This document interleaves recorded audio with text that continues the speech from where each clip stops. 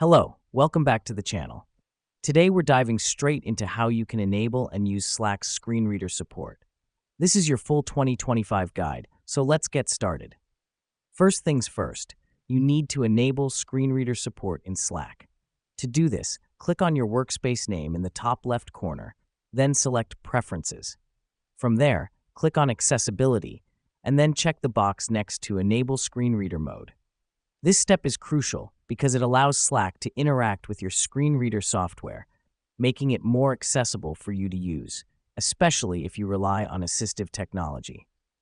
Now that we've done that, let's move on to using Slack with a screen reader. You'll notice that the interface of Slack has become more descriptive. To navigate, you can use the Tab key to move through the different sections, like channels and direct messages. The reason we do this is to help you identify and select the different sections within Slack without needing to see the screen. Next up, reading and sending messages. When you're in a conversation, your screen reader will read out the messages to you. To send a message, simply type it out and press Enter. This helps us because it allows you to engage in conversations just like any other Slack user, ensuring that you don't miss out on any important discussions.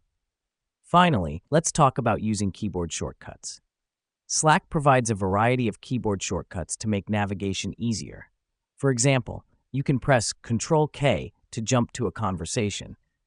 Using these shortcuts will greatly enhance your experience, allowing you to navigate Slack more efficiently. Let me explain why this matters. By enabling and learning how to use Slack's screen reader support, you're able to participate fully in your team's communication, regardless of visual impairments. It's all about making sure that everyone has equal access to information and discussions. And there you have it. That's your quick guide on how to enable and use Slack's screen reader support. As always, remember that technology is here to help us, so don't hesitate to make use of these features to ensure a more seamless communication experience on Slack. Thanks for tuning in, and we'll catch you in the next one.